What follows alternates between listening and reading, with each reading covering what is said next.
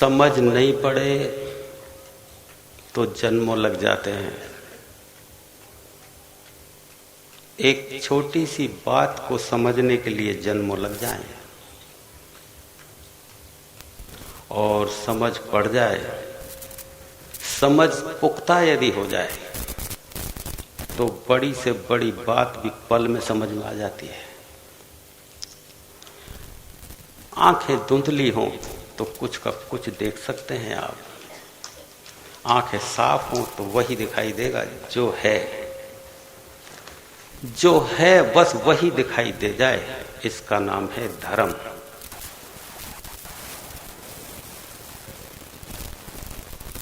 गीता में एक श्लोक है,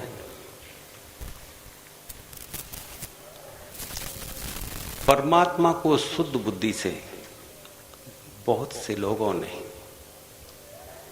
ध्यान के द्वारा जाना, बहुत लोगों ने कर्म योग के द्वारा और बहुत से लोगों ने ज्ञान योग के द्वारा उसे जाना।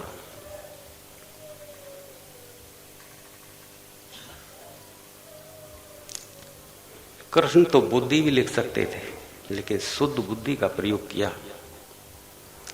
बुद्धि और शुद्ध बुद्धि में क्या फर्क है? हम जो अच्छा बुरा देखते हैं, ऊंचा नीचा, अच्छा बुरा, पाप पुण्य, सफलता असफलता, ये वो जो भी कुछ देखते हैं साफ दिखाई देता है। ये बुद्धि से ही तो हम निर्णय करते हैं। कृष्ण कहते हैं शुद्ध बुद्धि से। शुद्ध बुद्धि का मतलब है कि जो हम निर्णय करते हैं अच्छे और बुरे का, ऊंचे नीचे का, इसका उसका, ये नहीं तो बुद्धि है। नहीं तो सीधे ही कह देते कि इस बुद्धि से, इसका मतलब कि ये जो कुछ कर रहे हैं ये सब गलत है, ये वो नहीं जो होना चाहिए। हम ये वो नहीं जो देखते हैं वो असली नहीं, हम जो जान रहे हैं ये असली नहीं। नहीं तो कृष्ण कह देते कि यही जो तुम्हारे पास है ये नहीं। शुद्ध बुद्धि से, शुद्ध बुद्धि का मतलब है कि अच्छे और बुरे, सुख दुख, ये वो, अपना पराया, जहां भी कहीं द्वैत है, इन सब से ऊपर होके जब तुम जानते हो उसे कहते हैं शुद्ध बुद्धि। उसे ही विवेक भी कहते हैं। वही विवेक कह लो, शुद्ध बुद्धि कह लो, शब्दों के फेर हैं। इस शब्दों के फेर में मत पड़ना। शुद्ध बुद्धि, विवेक, इन सब से ऊपर, इन सब की अधीनता में जब हम देखते हैं किसी चीज को तो हम बुद्धि के अंतर्गत हैं।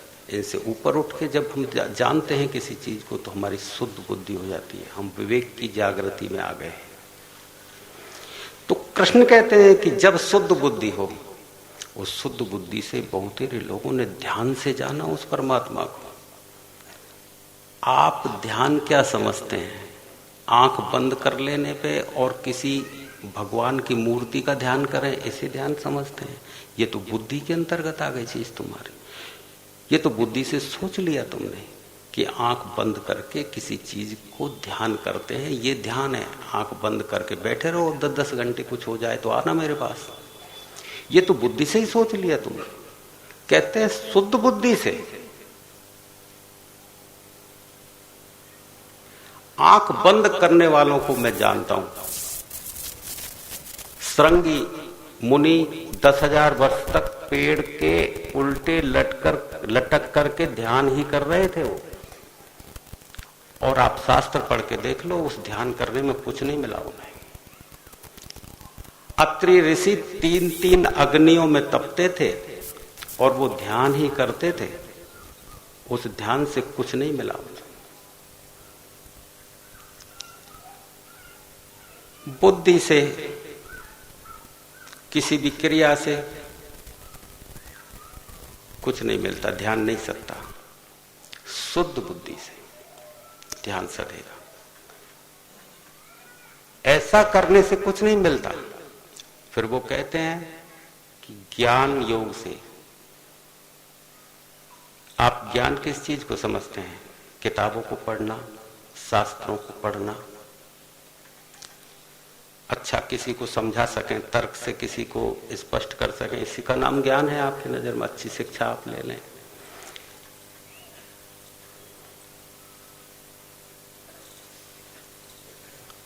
वेद व्यास जी से ज्यादा बड़ा तो ज्ञानी कोई नहीं था। उन्होंने वेदों को लिखा, शास्त्रों को लिखा, महाभारत को उन्होंने लिखा, इतने बड़े शास्त्र उन्होंने लिखे, तो उनको तो बहुत बड़ा ज्ञानी हो जाना चाहिए था। उनके पास तो ज्ञान का भंडार होना चाहिए था। लेकिन वो अपने पुत्र सुखदेव से कहते हैं कि सुखदेव, मैं उस राज को नहीं जानता, मैं उस परमात्मा के ब्रह्मराज को नहीं जानता, तू जा जनक को अपना गुरु बना। अपने ही बेटे को उन्होंने जनक के पास भेजा गुरु बनाने के लिए। यदि वो खुद ही ब्रह्म ज्ञानी होते, यदि वो अपना बेटे को खुद वहां की वहीं ज्ञान दे देते कि ये है राज, ये जान, चल तो उस रास्ते पे आओ। मैं आपको मेरी तरफ से तो कुछ बताता नहीं हूं कि साहब गुरुजी ने जोड़ जाड़ के कुछ बता दिया। मैं तो तुम्हें वही बता रहा हूं कि तुम पढ़ सकते हो इनको, कि वेदव्यास जी ने अपने बेटे को और फिर जनक जी के पास भेजा। तो इतने बड़े ज्ञानी जिनके पास में सभी वेदों का ज्ञान था, सभी वेद उनको रटे हुए थे। पहले 550 पहले इन वेदों को याद कराया जाता था, लिखित में नहीं आए थे। वेद व्यास जी के समय वेद व्यास जी ने ही लिखित में पहली बार उनको किया। इससे पहले इनको केवल रटाया जाता था। वो इसलिए रटाया जाता था कि जो बात है उसको ज्यों की त्यों बताया जा सके। लेखन में तुम जब किसी चीज को पढ़ते हो तो उसके अर्थ बदल जाते हैं, तुम वैसा नहीं पढ़ सकते जैसे वो हैं। तो वो वेद व्यास जी ने उनको लिखित में किया। इससे पहले जो एक वेद को याद कर लेता था उसको वेदी कहते थे, और जब 2 वेदों को याद कर लेता त्रिवेदी कहते थे। 3 वेदों को याद करने वाला त्रिवेदी हो गया, और 4 वेदों को याद करने वाला चतुर्वेदी कहलाता था। तो वो पिता अपने पुत्र को याद करवाते थे। ऐसे वंश परंपरागत इन वेदों को याद करवाया जाता था। तब उस समय इन वेदों के अर्थ यूं की यूं बताते थे और लोग धर्म के मर्म को जान जाते थे। तो जब चीज लिखित में आ जाती है तो कुछ का कुछ समझ लेते हैं। तो वेद व्यास जी जैसे ज्ञानी को भी कुछ नहीं मिला। ये प्रमाण है कि अपने बेटे को वो जनक के पास भेज रहे। तो कृष्ण कहते हैं कि ज्ञान योग से, ये तो ज्ञान योग नहीं है। शास्त्रों को रट लो, उनको कंठस्थ कर लो, किसी मंत्र का जाप कर लो, ये तो ज्ञान नहीं है। और आंख बंद करके बैठे रहो और तुम भगवान का ध्यान करो, ये तो ध्यान नहीं। इस बारे में तो नहीं कह रहे कृष्ण। वो कहते हैं कि कर्म योग से भी पाया जा सकता है। कर्म योग जानते हैं क्या होता है? किसी भी काम को करते वक्त आपका मन चलायमान रहता है। कर्म योग करने वाले लोगों को तुम देखो, क्या समझते हो तुम कर्म को? दान देना, पुण्य देना, अच्छी बात करना, शिक्षा देना, यही तो तुम्हारी नजर में अच्छे कर्म है, और तो कुछ है नहीं। अच्छे कर्म करने वालों को देखो, दान देने वालों को देखो। युधिष्ठिर अच्छे, कभी झूठ नहीं बोले। युधिष्ठिर हमेशा सच बोले। उनके मुकाबले पे कोई सच बोलने वाला नहीं था, आपने पढ़ा है। लेकिन आप पढ़ लीजिए कि उनको नरक मिला था कृष्ण के साथ रहते हुए भी। एक बार नरक में जाना पड़ा। कर्ण सोना रोज दान करता था, लेकिन खुद पढ़ के देख लेना, मरने के बाद नरक जाना पड़ा एक बार।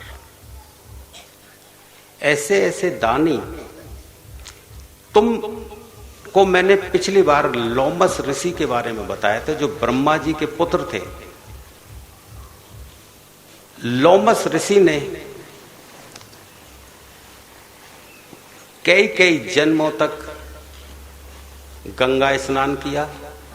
तो वो कहते हैं ब्रह्मा जी से कि पिता, जी मैं कई जन्मों तक गंगा स्नान करने के बाद मुझे मछली की जोनी मिली।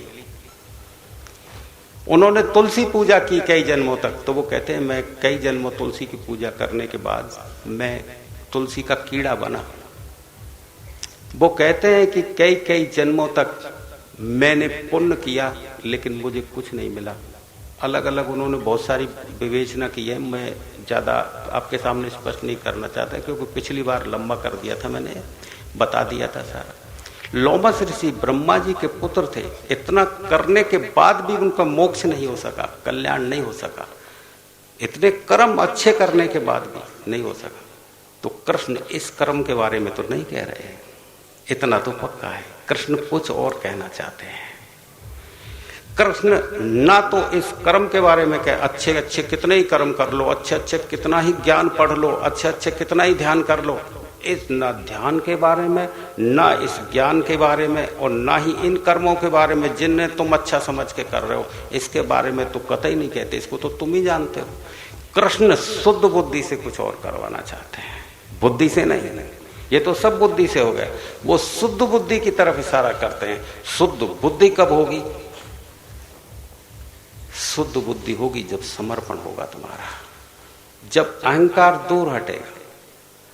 अहंकार हटता है तो बुद्धि शुद्ध होती है, समर्पण होता है तो बुद्धि शुद्ध होती है।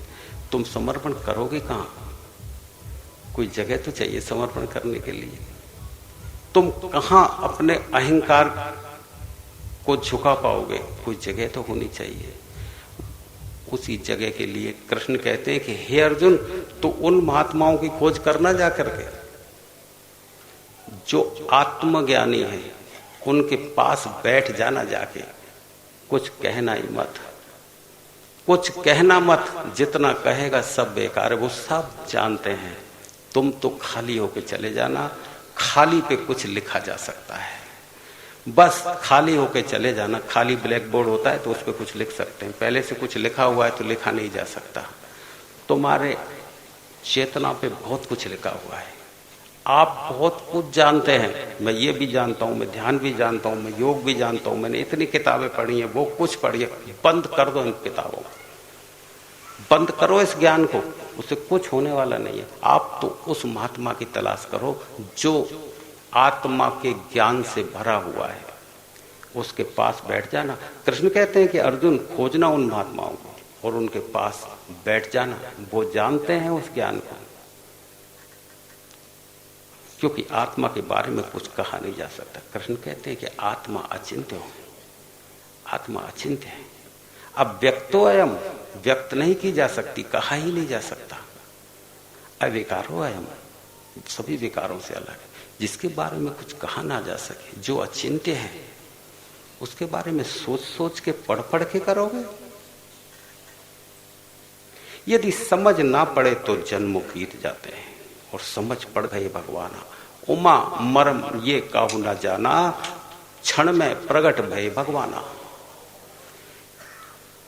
हे पार्वती, बड़े मरम की बात है, यदि समझ ना पड़े तो जन्म गुजर जाते हैं, और समझ पड़ जाते हैं तो पल में ऐसा हो जाए कुछ समझ में ना आए। यदि समझ में ही आ गया है तो बुद्धि काम करती है, समझ नहीं पड़ती। या घट भीतर उल्टी लीला, उलट पलट के दे, मतलब है समझ काम नहीं करती है। या घट भीतर प्रेम बसत है, प्रभु प्रेम को हम संसार में देखते हैं, ये प्रेम नहीं। हम संसार में प्रेम को देखते हैं, ये तो धोखा दे जाता है प्रेम। हम संसार में प्रेम को कितना ही कर लें, विश्वास नहीं किया जा सकता है, अविश्वास सदैव बना रहेगा, कभी भी धोखा मिल सकता है।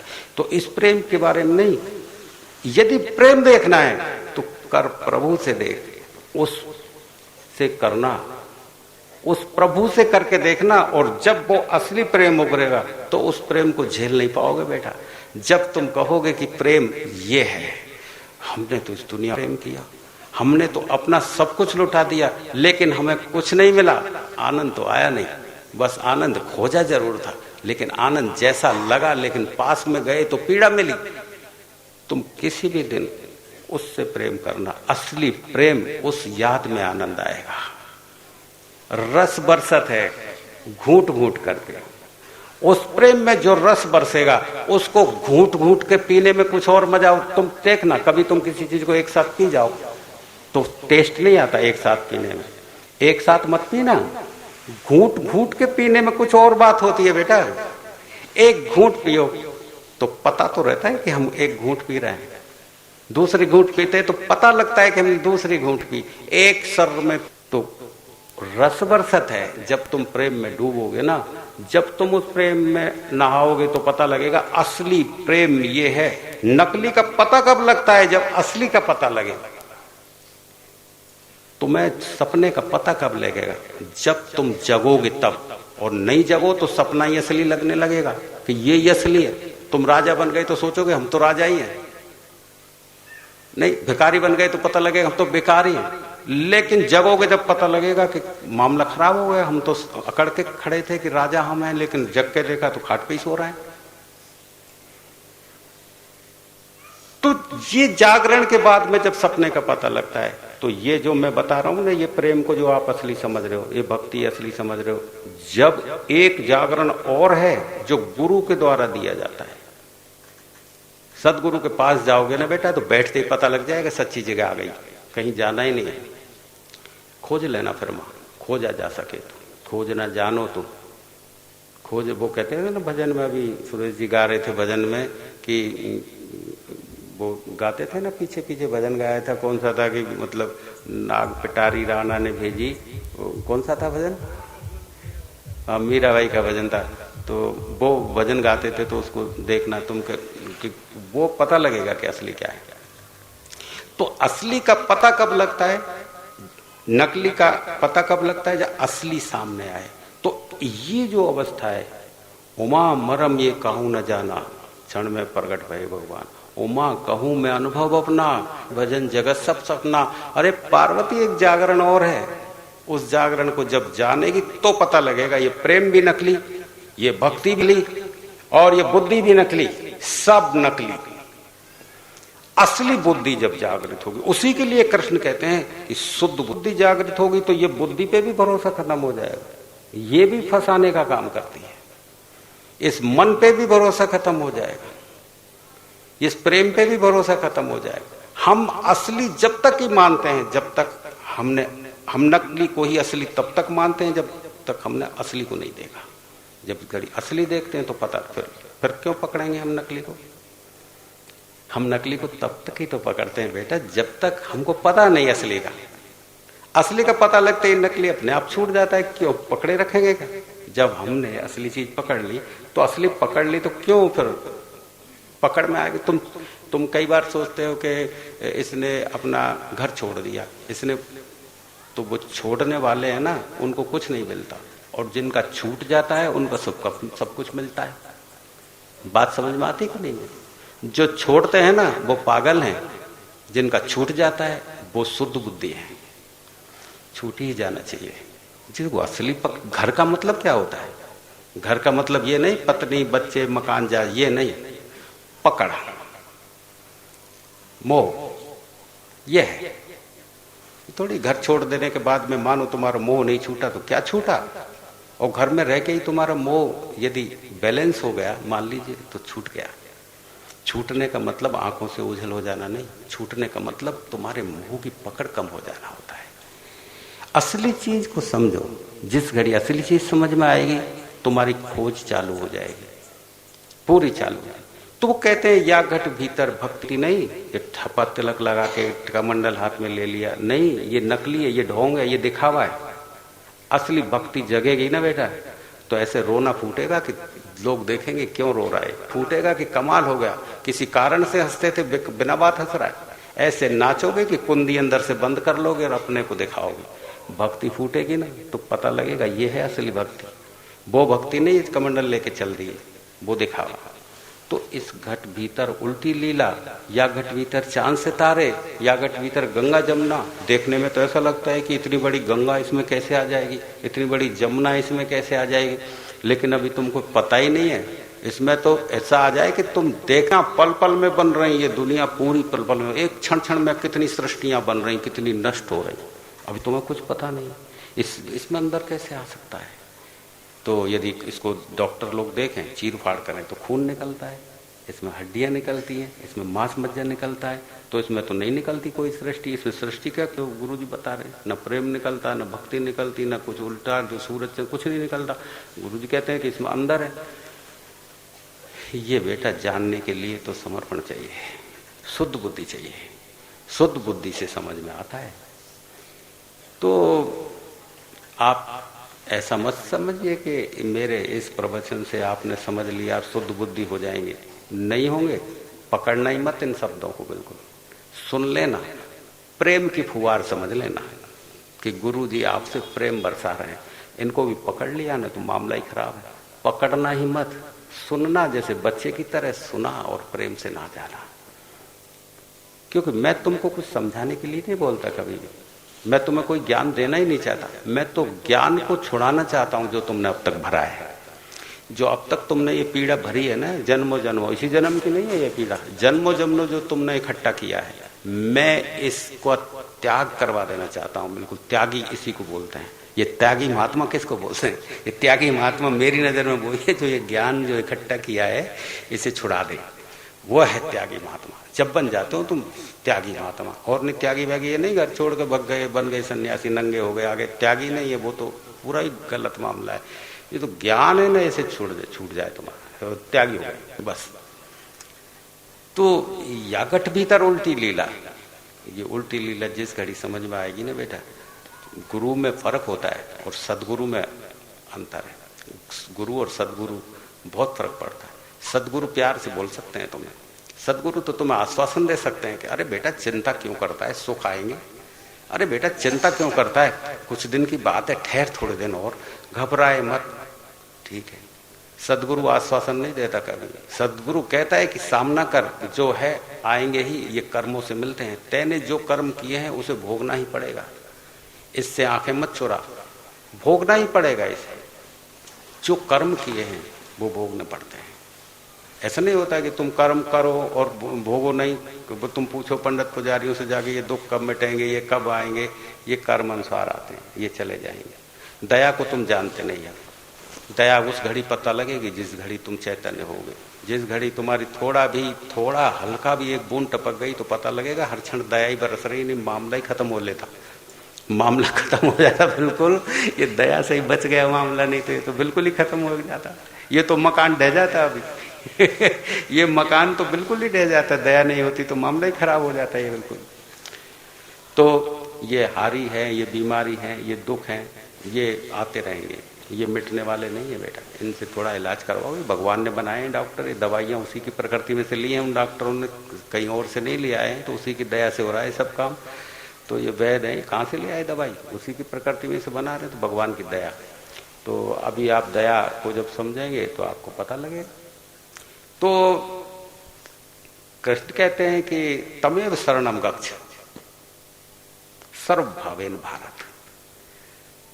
कुछ याद कर लेता हूँ कभी कभी, थोड़ा सुनाने के लिए। वैसे मेरा इंटरेस्ट नहीं है, मैंने पूरी गीता तो कभी पढ़ी नहीं है, पर खोल के पन्ना एक आध पढ़ लेता हूँ। आप क्योंकि प्रमाणों में जीते हैं ना, बिना प्रमाण के मेरी बातों पर सीधे सीधा भरोसा नहीं करेंगे कि गुरु जी कहाँ से बोल रहे हैं जाने। तो मुझे मजबूरी में लाना पड़ता है, नहीं तो मुझे बोलने की जरूरत नहीं, मैं तो सीधे कह दूं कि भाई ये बात है, ये तो घोड़ा है और ये मैदान है, सीधी बात है। तो इतने मानोगे नहीं आप, घोड़ा मैदान पे कहाँ मानने वाले हो, तो पूरा ही बताना पड़ेगा ये सारा मामला। तो मुझे तो ये गीता रामायण याद नहीं है भैया। मैं तो जब कभी ऐसा लगता है कि भाई प्रवचन बोलना है मुझे, तो एक पन्ना खोल लेता हूँ, कोई हाथ में आ गया, मुश्किल से वो लाइन याद भी करनी पड़ती है, भूल चूक भी हो जाती है उसमें मेरे से, तो वो जो है। तो कृष्ण कहते हैं तमेव शरणम गच्छ तमेव सर्वभावेन भारत। अरे अर्जुन, समस्त भाव से जाना, यदि तू शरण में जाए तो कुछ ऐसा मत बचा के रखना। तमेव शरणम गच्छ, उस परमात्मा की शरण में जाना सब तरह के भाव से। और यदि तैने ऐसा कर लिया तो तू उस परम शांति को और परम धाम को प्राप्त कर लेगा। यदि तैने ऐसा किया तो परम शांति, ये शांति नहीं बेटा ये शांति झूठी। इसको तो फिल्म, कोई मुझसे कहे कि एक बार एक आदमी आया मेरे पास, कह रहा था गुरुजी मुझे बड़ा अशांत रहता हूँ, बड़ा चिड़चिड़ा, बड़ा पता नहीं क्या क्या हो गया, मुझे शांति, मुझे पता लगा कि आप गुरुदेव हैं तो मैं आया, थोड़ी बहुत शांति मिलेगी।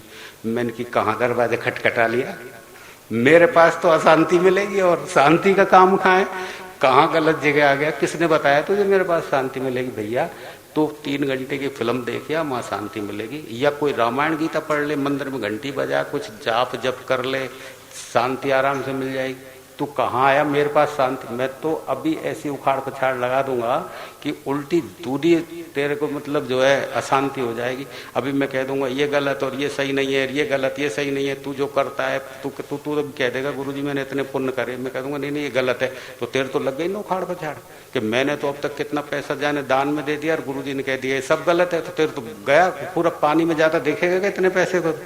अभी तू कह दे गुरुजी मैं तो भगवान की इतनी सेवा करता था, मैं तो भगवान के चरणों में ही बैठा रहता, रात रात भर कथाओं में जाता, तो मैं कह दूं कि ये तो सब गलत, तो तेरे तो लग गई ना उखाड़ पछाड़, इतने दिन की सेवा पूजा भगवान की सब माटी में मिल गई। तो ये तो गुरुओं के पास जा, फिर वो कहेंगे बेटा तेने बड़ा अच्छा किया, इतनी पूजा करी, इतनी पाठ करी, इतना दान धर्म किया, तेने बहुत बड़ा अच्छा किया। मैं तो नहीं कहने वाला, मैं तो यही कहूंगा बेटा कि जिस घड़ी चेतना संपन्न हो गए ना, दान होने लगेगा।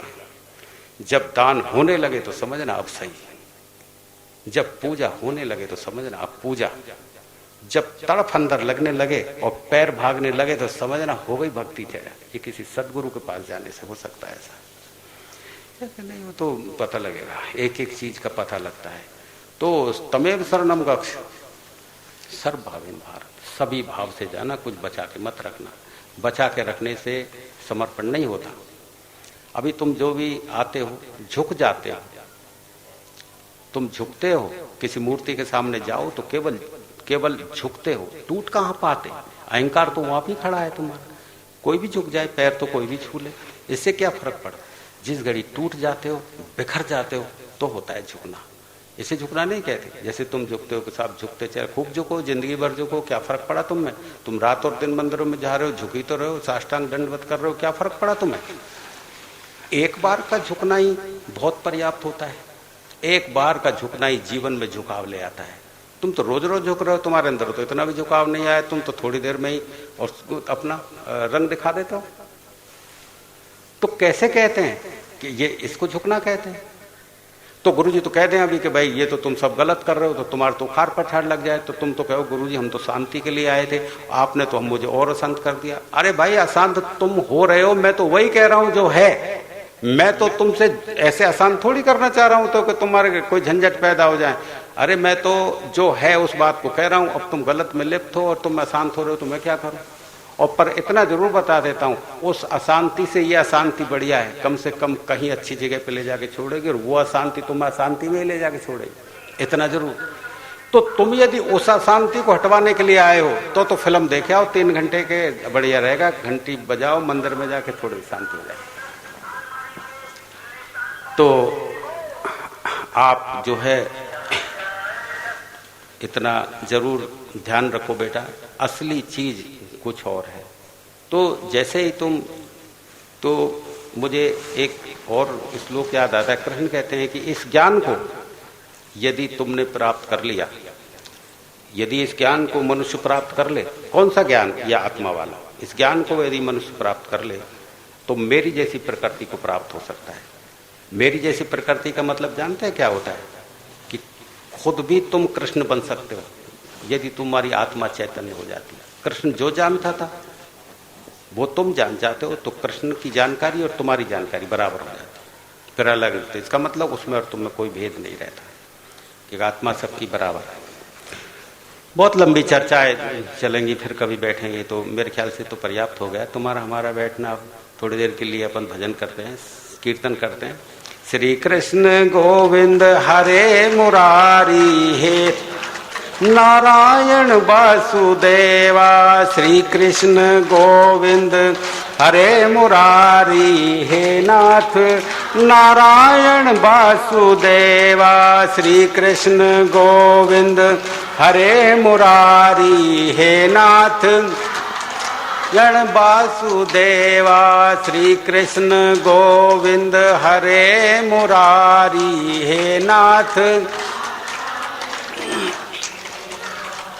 नाथ नारायण वासुदेवा, हे नाथ नारायण वासुदेवा, हे नाथ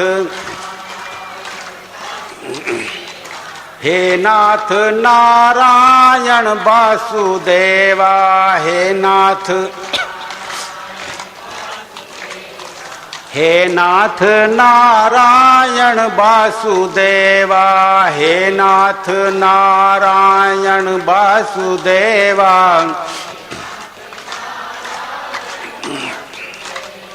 हे नाथ नारायण वासुदेवा, हे नाथ नारायण वासुदेवा,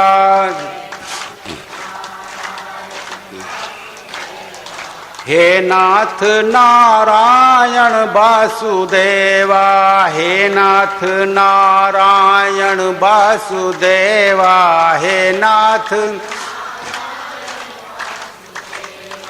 श्री कृष्ण गोविंद हरे मुरारी। हे नाथ नारायण वासुदेवा,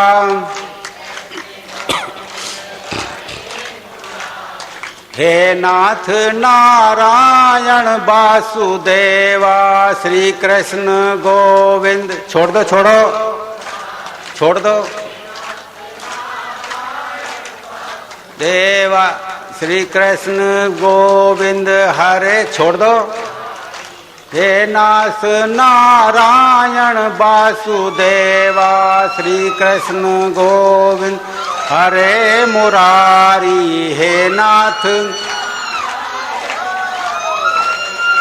श्री कृष्ण गोविंद हरे मुरारी। हे नाथ नारायण वासुदेवा, श्री कृष्ण गोविंद हरे मुरारी।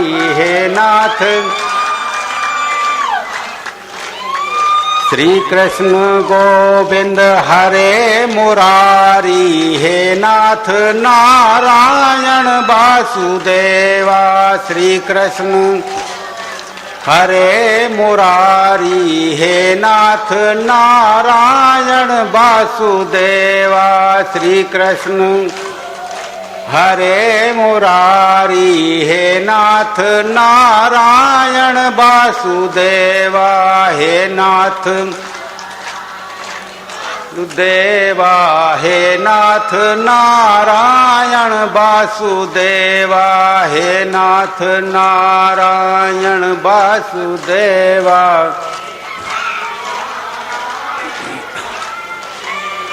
हे नाथ नारायण वासुदेवा, हे नाथ वासुदेव।